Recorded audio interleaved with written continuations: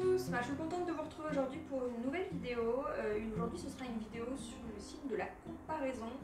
On va essayer de comparer un peu ces 4 modèles qui sont là, qui sont plutôt des modèles vendus comme des tout-terrains. On va voir un peu les différences qu'il peut y avoir entre ces modèles, justement tant du point de vue de cet aspect tout-terrain que du point de vue du confort, du pliage. On va essayer de décortiquer les modèles ensemble. Alors, quel modèle je vous ai rapporté aujourd'hui? Aujourd'hui, on a la Cybex Talos S ici. Ici, on a la Britax Smile 3. Ici, on a la Bugaboo Fox. Et ici, la Inglesina Aptica XT. Donc voilà, là, on a vraiment 4 modèles de type tout-terrain vendus par la marque. Et on va voir quand même qu'il y a une nuance sur cet aspect tout-terrain et puis qu'il y a des avantages et des inconvénients un peu sur chaque modèle. Voilà, j'espère que j'aurai balayé un maximum de points qui sont intéressants pour vous et je vous propose de regarder ça dès maintenant ensemble.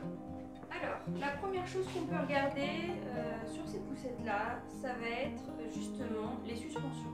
Sur une poussette tout-terrain, la chose la plus importante qu'il va falloir regarder, c'est vraiment la qualité des suspensions. On va voir qu'il y a différents types de suspensions. Il peut y avoir une suspension déjà au niveau de la roue ou du pneu utilisé. La majorité de ces poussettes ici ont des roues pleines, c'est-à-dire qu'elles sont, hop, on va les basculer, une mousse dure et pleine à l'intérieur. Alors, ça a l'avantage d'être increvable, évidemment, qu'on n'ait jamais besoin de le regonfler. Par contre, ça n'a pas déjà une souplesse naturelle et un amorti naturel. Hein, c'est déjà un peu, on va dire que c'est dur à la pression à la main. Donc c'est le cas par exemple pour ce modèle-là. Alors que sur un modèle par exemple comme celui-ci, ici on a du pneu. Donc là déjà, alors bien sûr là on voit tout de suite que du coup elle est peut-être un peu dégonflée, il va falloir que je la regonfle, mais on a déjà une souplesse naturelle. Et ça, c'est un premier niveau de suspension déjà quand on va rouler. Si on aborde un caillou, un trou, un endroit, déjà la roue, le pneu en lui-même, fait déjà un premier travail d'amorti. Donc oui, par contre, en effet, on peut avoir une chambre à air à changer et on peut avoir des roues à regonfler. Mais ça compte déjà énormément. Hop. Sur un modèle comme celui-ci, c'est pareil, on est sur de la roue pleine, on est sur de la roue dure. Alors on est quand même sur des gommes, hein, donc ça reste quand même souple, c'est pas dur, c'est pas du plastique, c'est quand même de la gomme absorbante. Mais ça n'a quand même pas la souplesse d'un pneu. Hop, et enfin pour la dernière. Là on est sur quelque chose qui est un peu entre deux, qui reste quand même dur, c'est pas du gonflable, c'est légèrement quand même plus souple au toucher. Mais quand même, ça reste de la roue pleine. Donc ça, c'est la première chose, c'est le premier niveau d'amorti, de suspension qu'on peut trouver. Ensuite, on va voir s'il y a des suspensions à l'avant et à l'arrière, c'est-à-dire sur les roues avant et sur les roues arrière, et leur niveau de souplesse. Et on va regarder le niveau déjà d'amorti sans trop forcer. Voilà, en appuyant légèrement, est-ce qu'on voit un débattement? Donc on voit quand même qu'on a une suspension ici. Maintenant, suivant la dureté du ressort, ça peut être plus ou moins souple. Là, j'appuie quand même assez fort, je les trouve quand même un peu durs sur l'avant. Si je bascule à l'arrière, alors je ne suis pas sûre qu'on va bien voir, mais à l'arrière, elles sont à ce niveau-là. Donc elles ne sont pas au niveau de la barre, c'est-à-dire que si j'appuie là, il n'y a pas de suspension ici. En revanche, la suspension, elle est au niveau en gros du châssis. Donc il faut que j'appuie là. Donc oui, on voit qu'il y a quand même une bonne suspension. Hein, si j'appuie, ça va quand même amortir. Mais pareil, c'est de la suspension légèrement dure quand même. Mais il y en a sur les 4 roues. Elles sont bien présentes. Maintenant, passons sur celle-ci. Là, si j'appuie légèrement, là, on voit peut-être nettement mieux la suspension. C'est vraiment très souple. Si je passe à l'arrière de la poussette, alors là, j'ai pas de barre centrale où appuyer. Et du coup, la suspension, en fait, elle est dans le châssis. Alors, c'est ici, c'est vraiment à ce niveau-là qu'il faut regarder, au niveau du creux. En fait, il suffit d'appuyer, mais vraiment très légèrement. On voit que la suspension arrière, elle est dans le châssis. Et elle est vraiment très souple. Donc là, vraiment, suivant le terrain sur lequel je vais rouler, on va vraiment avoir ce jeu de ressort qui va être agréable aussi bien pour le pousseur, qui va éviter les vibrations, que pour l'enfant qui est installé dans le siège. Maintenant, on va regarder sur celle-ci. Donc pareil, on fait le même exercice à l'avant. On appuie, donc la suspension est entre deux, mais on a quand même une belle suspension sans appuyer trop fort. Elle est quand même assez souple sur l'avant.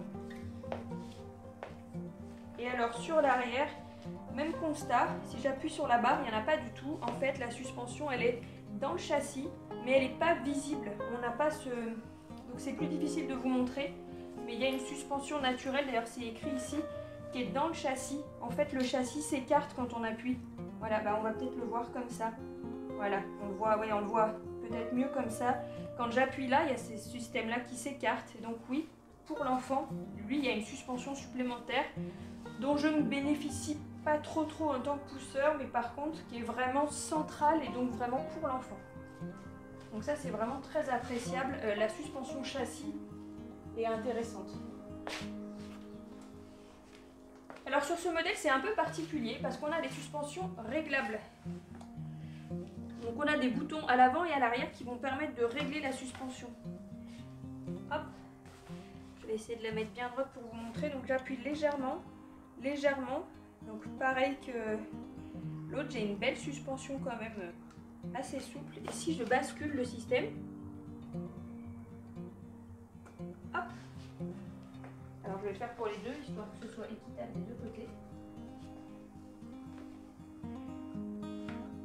Là, j'ai une suspension qui est beaucoup plus souple, mais alors vraiment beaucoup plus souple.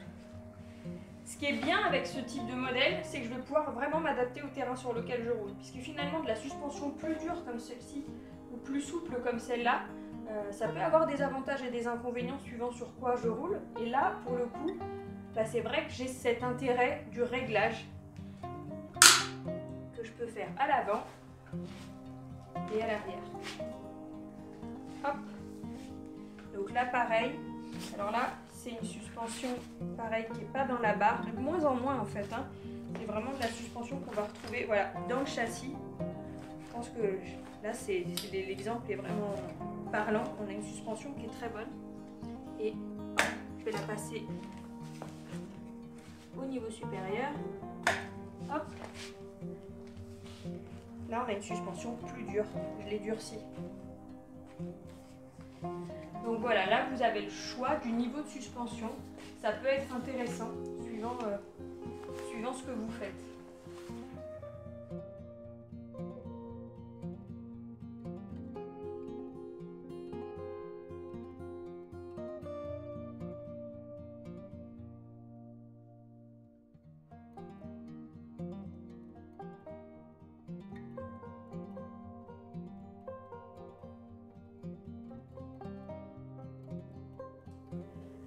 Sujet suivant. On va peut-être regarder du côté des assises. Alors, elles ont toutes des assises réversibles. On va commencer par celle-ci. L'assise, elle a une poignée donc à l'arrière qui s'incline à plat. Alors là, par exemple, je suis gênée par le guidon. Pour la descendre, je vais être obligée de monter le guidon pour descendre complètement l'assise. Rien de dramatique, mais c'est vrai que si on est petit, ça veut dire que le réglage va demander de lever le guidon quand je vais avoir besoin de lever ou de baisser. Hop. Là, j'ai le canopy qui ne peut pas se baisser complètement, qui remonte, qui est gêné. Je vais enlever alors le repose-jambe, le couvre-jambe, qui est inclus du coup avec la poussette, petit accessoire sympa. Donc là, on a une assise vraiment à plat. Je vais mettre de l'autre côté. On a une assise vraiment à plat, un repose-jambe réglable, hop, par des boutons sur les côtés, c'est assez intuitif. Il n'y a pas besoin de boutons pour les remonter, j'ai juste les boutons pour redescendre. 1, 2. C'est du repose-jambe rigide. Donc là, je peux poser mes pieds là-dessus quand je suis plus grand. C'est une longueur assez courte, on va faire les mesures ensemble.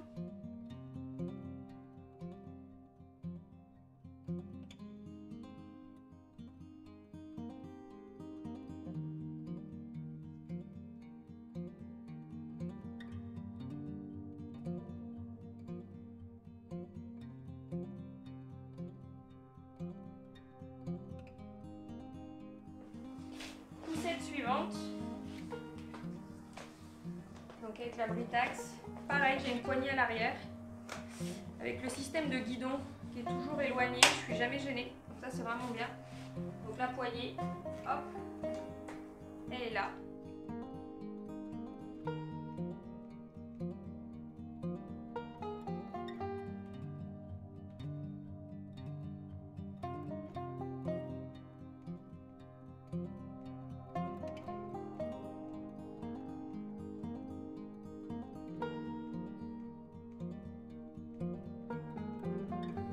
Sur la Bugaboo, alors étant donné que le guidon descend très bas, à mon avis c'est ça, c'est que je peux pas, par contre quand je suis au plus bas, là c'est pareil, je peux pas descendre l'assise.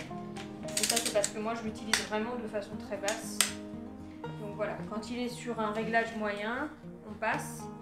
On n'a pas une assise qui s'allonge à plat, dans le sens où c'est une assise préformée. Donc elle a une forme fixe et elle ne peut pas être modifiée. L'assise et le dossier ne sont pas indépendants.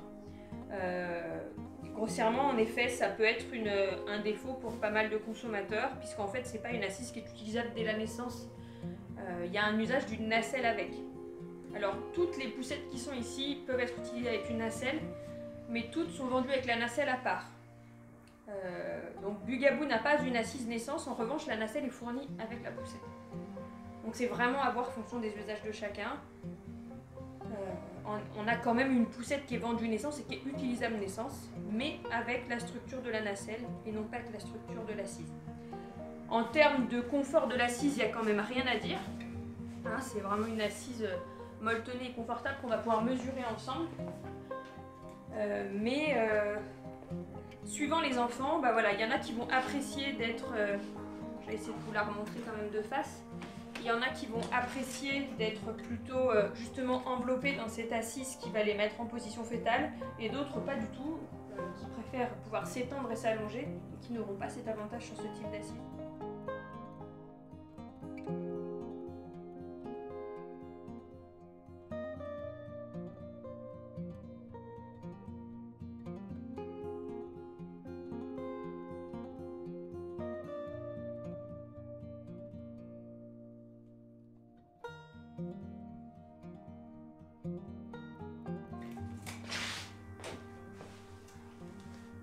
Sur la Inglesina, pareil, j'ai une poignée à l'arrière. Donc là, je dois avoir le guidon, je regarde, ouais, au plus bas. Donc au plus bas, je suis pas gênée. Ouais, c'est ça, je suis pas gênée pour ouvrir l'assise. Donc j'ai le canopy qui est fixé sur l'assise. Mais on va voir que j'ai quand même un très très grand canopy, je vais pouvoir vous les montrer. Alors pareil, j'enlève le repose-jambe qui pareil est fourni avec. Donc pareil, petit accessoire complémentaire sympa.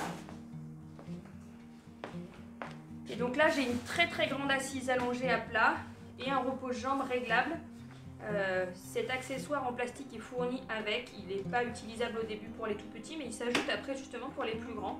Et l'idée, c'est de rallonger justement le repose-jambe pour les plus grands après.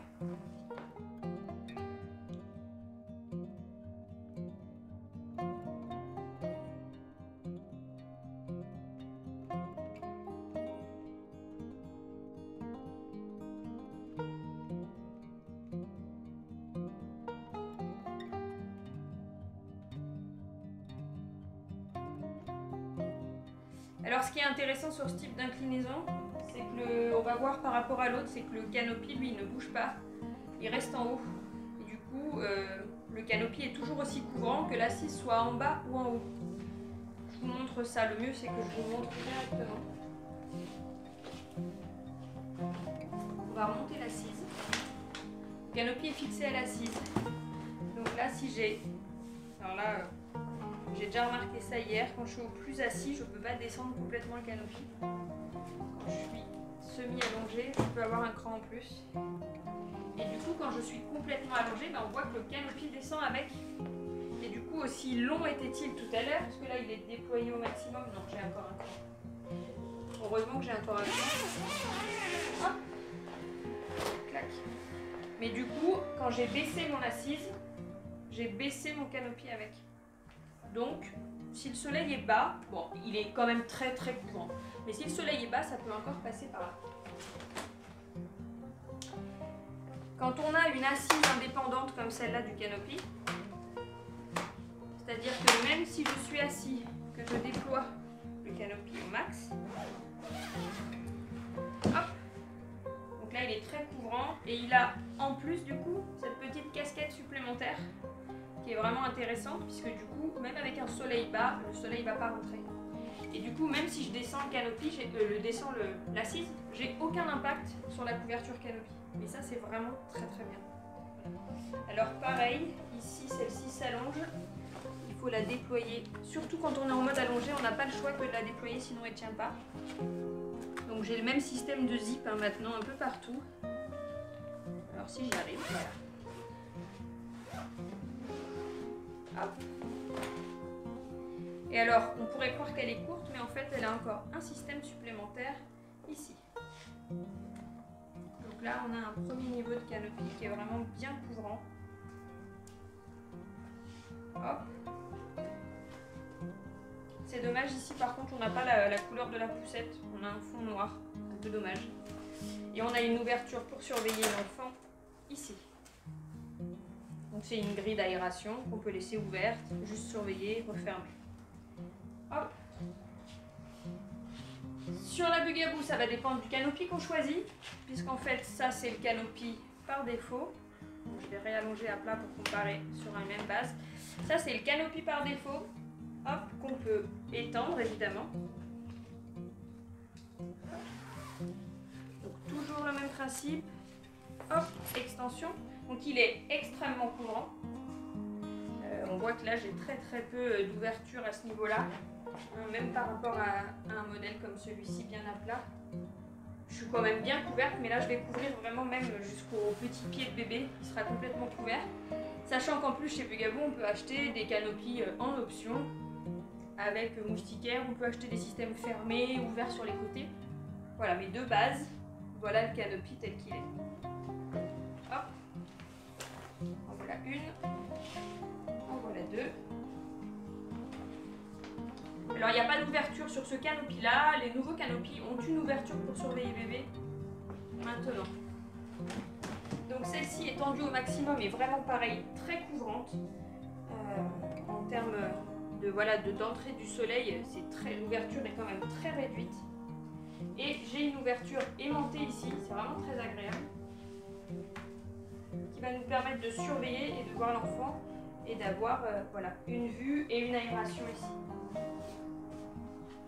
Et sur celle-ci, hop, j'ai des ouvertures ici sur les côtés que je ne peux pas fermer par contre. Là, je vais avoir le canopy le moins couvrant des quatre, ça va être celui-ci. Même déployé au max. Donc avec les ouvertures sur les côtés, ici et de l'autre côté pareil. Et une ouverture en plus, une aération qui peut être sympa. Ça se déroule. Hop. Et ça se referme sur ce modèle. Donc là j'ai une ouverture. Quand il fait chaud, ça peut être très sympa d'avoir cette grande ouverture ici là.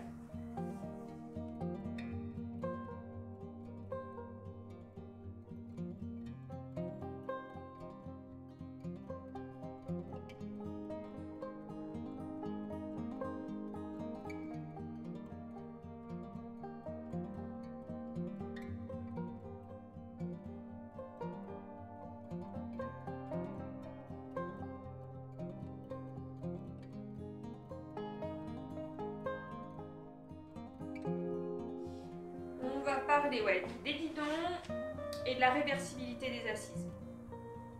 Pour ce qui est des guidons, donc on va voir qu'on a différents types de systèmes pour régler. Donc là on a un système avec un bouton qui se règle en hauteur. Quand la poussette est au plus bas, on a une assise qui est, un guidon qui est globalement haut. Si on a besoin de monter une marche, ça va, elle est quand même plutôt... Alors évidemment j'ai pas de poids, mais je peux les comparer toutes sur la même base, pas de poids à l'intérieur. Mais la manière dont elle est conçue, en appuyant de façon simple, ça passe si on a un obstacle à passer. Et en plus, on a une barre au centre qui permet assez facilement de faire cette bascule. Donc monter un trottoir, etc., ça se fait assez bien. Par contre, ah oui, là on est au plus bas. Donc même au plus bas, on voit que pour moi qui ne suis pas grande, le guidon est assez haut, même au plus bas. Et si je le monte, voilà ce que ça donne au plus haut. Donc pour un parent qui est grand, c'est pas mal. Je pense que du coup on ne marche pas du tout sur la poussette. Et ça, c'est agréable. Hop, hop. C'est bien. Au sujet de l'abri-taxe, on va voir que c'est assez différent, puisque c'est un système qui se pivote comme ça de haut en bas. Et je trouve ça vraiment intéressant pour deux raisons. Déjà parce qu'on peut la mettre vraiment très bas, c'est-à-dire que même un enfant pourrait la pousser. Pour moi, en position de confort, par exemple, voilà, je peux me la mettre vraiment basse par rapport à l'autre. Donc ça, c'est vraiment très confortable. Ça n'empêche pas de la monter haut quand même, mais quand même moins haut en effet peut-être qu'une comme ça. Mais on est quand même très loin et en fait, on n'a pas de barre au milieu. Donc quand on marche, il n'y a pas de risque qu'on bute dans la poussette. Donc c'est vraiment pas un souci. Le guidon est largement assez haut. Et en plus, si on a besoin de passer un obstacle, le fait d'avoir un guidon déporté comme ça, et ben ça rend la bascule vraiment extrêmement facile. Si on a vraiment quelque chose de vraiment très haut, il suffit de baisser le guidon, vous voyez, et de faire ça sans vraiment forcer en fait. Ça fait vraiment un mouvement de levier évident. Et ça, c'est vraiment très agréable, je trouve. Moi, j'aime assez ces systèmes de guidon déportés comme ça, plutôt que qui se montent, qui se descendent par coulisses. Donc, c'est pas mal. Là, on a un guidon aussi à coulisses avec deux clips sur les côtés qui va de très haut et donc très loin de la poussette, ce qui est bien pour les grands-papas, à très bas quand même, contrairement à la première qui descend vraiment très bas. Et pareil, pour les mamans qui ne sont pas grandes, c'est pratique et du coup ça permet de facilement basculer la poussette sans forcer. Au pire, pareil, là il y a la barre au milieu, donc ça peut aussi aider à faire la bascule. Et de ce côté-là, hop, je vais me placer un peu dans l'autre sens pour qu'on voit bien.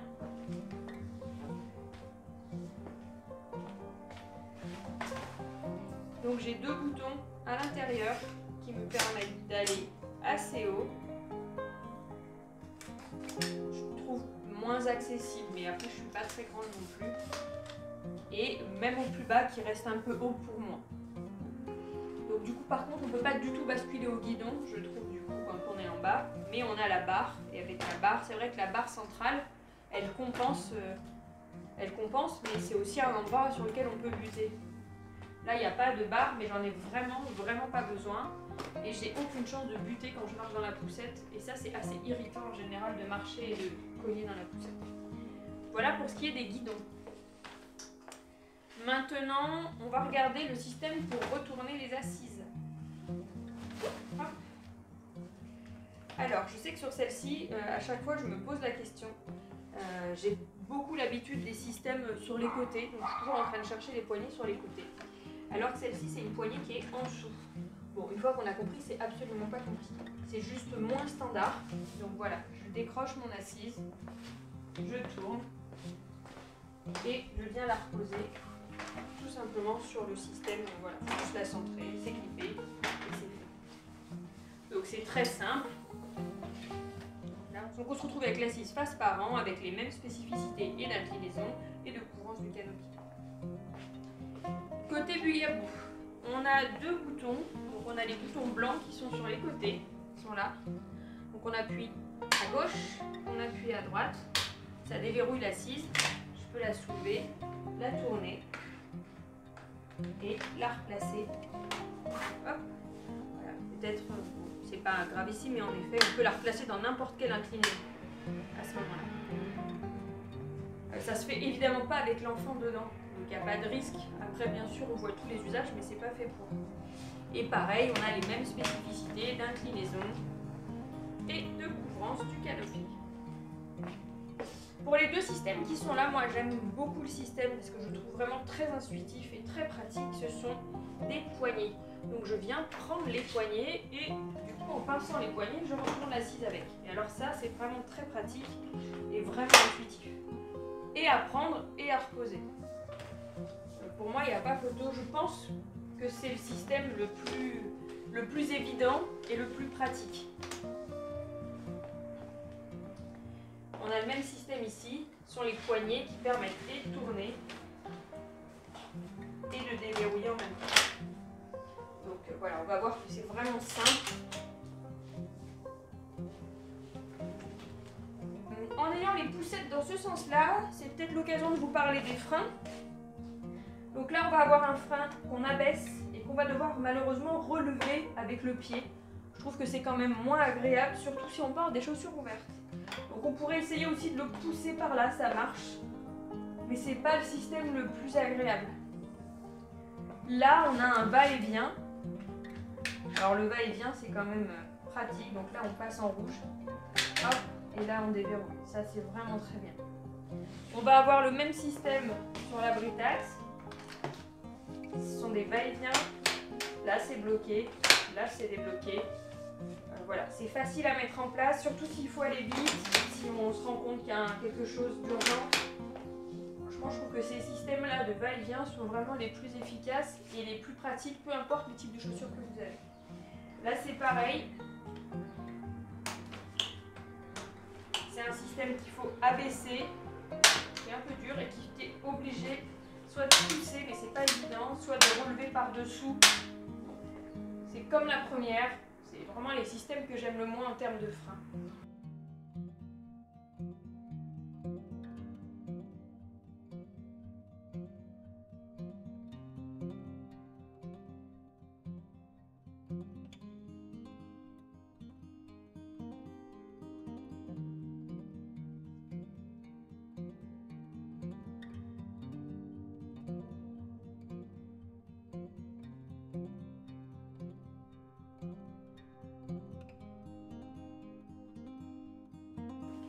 On va pouvoir parler des paniers aussi.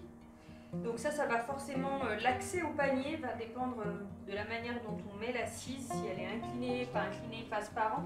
Mais ça vous donne déjà une idée de la taille du panier, savoir s'il est accessible ou pas. Donc là, on a quand même un panier qui est très long, très grand, très accessible. Après, bien sûr, ça dépend. Hein. Si j'ai l'assise très allongée, l'accès est réduit. Mais de façon générale, j'ai un accès quand même qui est très spacieux. La seule chose que je regrette, c'est que les bords sont bas. Et donc, suivant ce que je mets dedans, ça pourrait éventuellement ne pas tenir. En revanche, si j'ai un gros sac allongé à mettre dedans, là, l'accès, il est tellement important que je peux vraiment poser mon sac. Je n'ai aucune gêne. Donc, c'est un grand panier. On peut aussi y accéder de l'autre côté. Hein, il suffit de soulever, mais avec la poignée de pliage, là, l'accès est plus réduit de ce côté. Pour la Bugaboo, pareil, j'ai un panier accès accessible des deux côtés et spacieux, mais pareil, j'ai, alors hop, on va le mettre là, j'ai des bords qui remontent moins sur les côtés. Après, il est creusé vraiment par le centre, donc on peut bien poser un sac allongé par là et ça tiendra. Maintenant, pour des petites choses, ça serait en effet intéressant d'avoir des bords qui remontent un tantinet plus. Mais de par sa forme creusée, logiquement, il ne devrait pas y avoir de chute de choses. Sur le Britax, je ne sais pas si vous voyez bien, mais on a un panier qui est vraiment très profond, très grand, auquel on peut accéder des deux côtés. Donc on peut vraiment mettre beaucoup de choses. Il est très haut, donc là il n'y a vraiment pas de risque de chute. Le seul regret qu'on peut avoir, c'est la barre du centre qui peut empêcher pour le coup de mettre vraiment un gros sac allongé dedans. Mais ça reste mineur, en tout cas pour mettre les courses au quotidien, les affaires.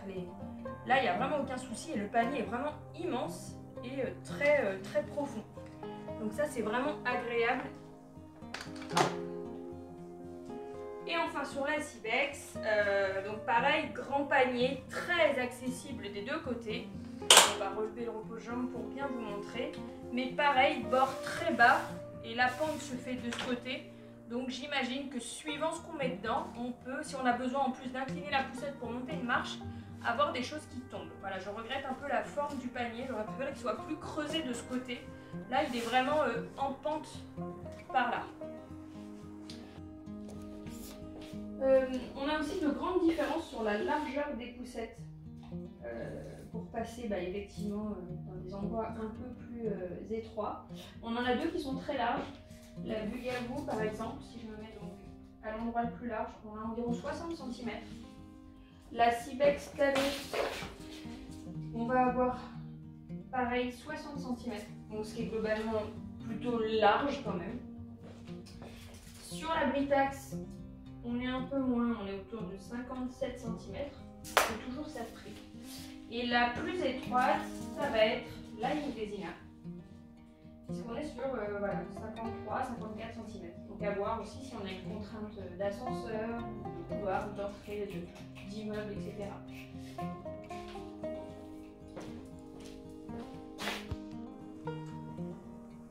Pour terminer ce comparatif, on va évidemment parler des pliages. Je vais vous montrer donc pour chacune les différents pliages qui existent, puisqu'il y a des pliages face parent, face monde, en un morceau ou en deux morceaux.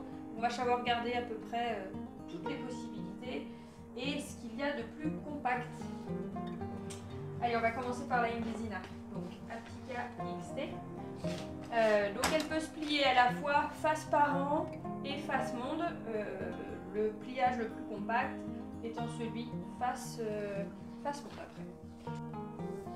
Alors quand la poussette est dans ce sens, pour la plier, il va falloir baisser l'assise au plus allongé. Voilà, assise allongée à plat. Je vais accéder à la poignée par ici. Donc j'ai une poignée où j'appuie, je tire et hop. Alors l'idéal étant de placer les roues dans le bon sens dès le début. Voilà.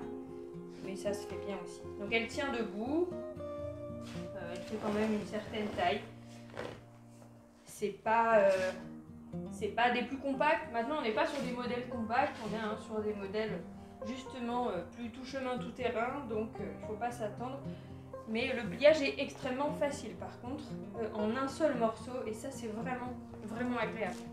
Pour ce qui est du dépliage, on a un petit bouton sur le châssis ici. On a juste à appuyer là. C'est vraiment simple, et je tire et hop, la poussette est dépliée. Donc c'est vrai que bon, voilà, c'est pas un pliage compact, mais c'est un pliage vraiment simple. J'appuie, je prends, je tire, hop, et je la pose. Et j'appuie, je déverrouille. Donc c'est vraiment agréable.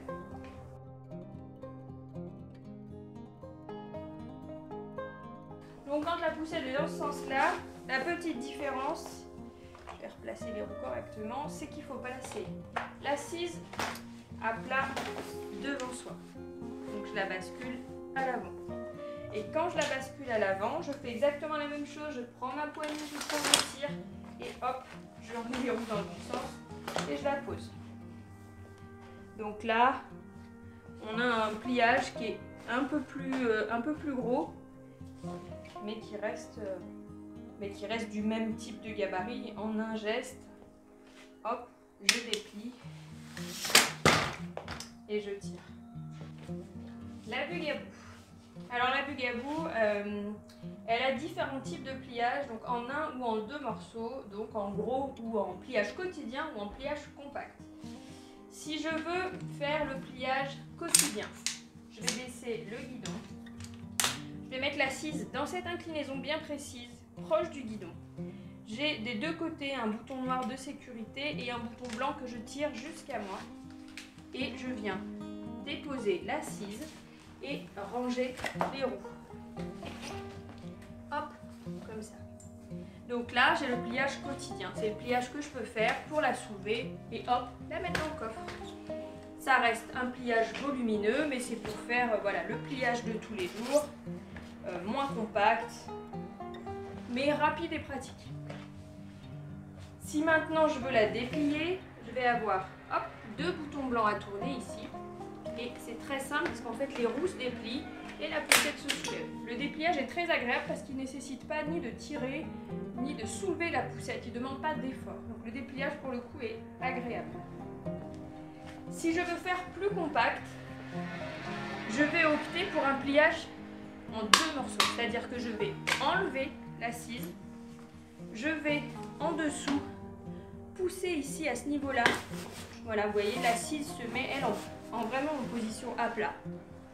Donc, je vais la poser à côté.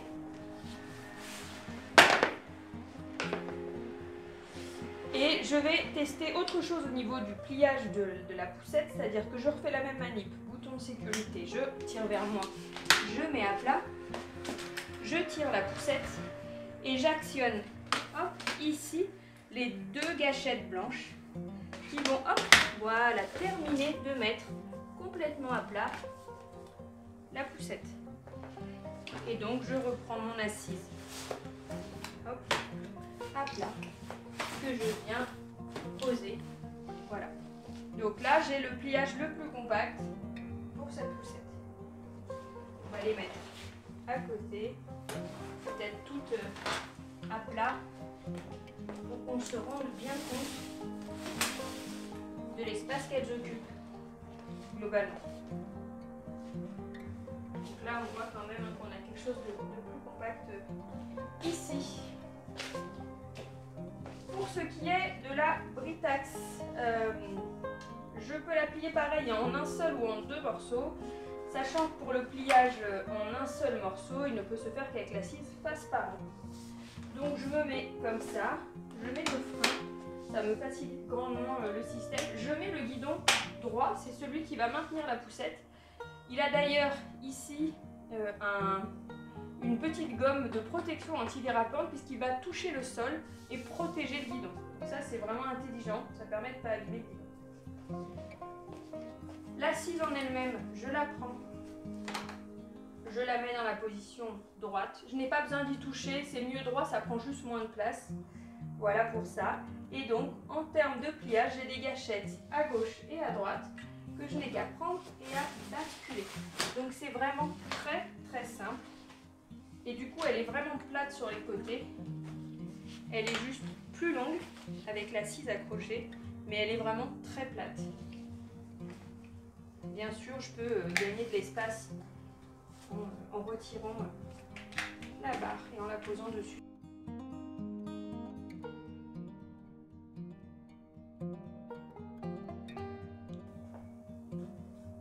Donc pour déplier, la petite gâchette, hop, et après j'ai juste à tirer, la roue reste au sol, ça se déploie tout seul, et voilà. Donc je vais la poser au sol avec les autres.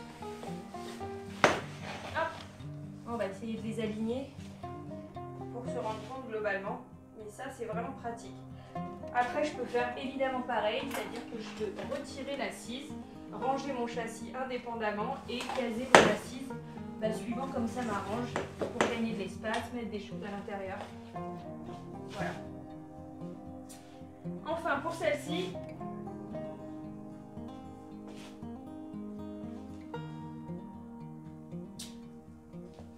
je vais avoir un pliage qui peut se faire dans les 2 sens, qui est plus compact dans un sens que dans l'autre.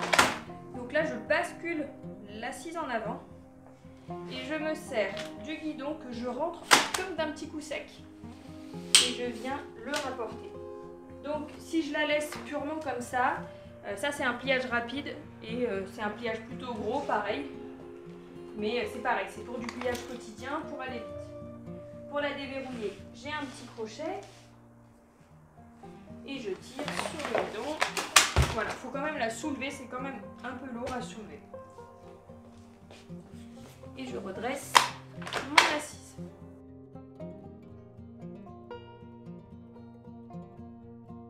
Bascule, j'ai toujours ce problème de guidon qui me gêne un peu, mais je bascule l'assise et je rentre un petit coup sec mon guidon que je ramène, je rentre bien les roues à l'intérieur, voilà, pour baisser au maximum la taille de ma poussette.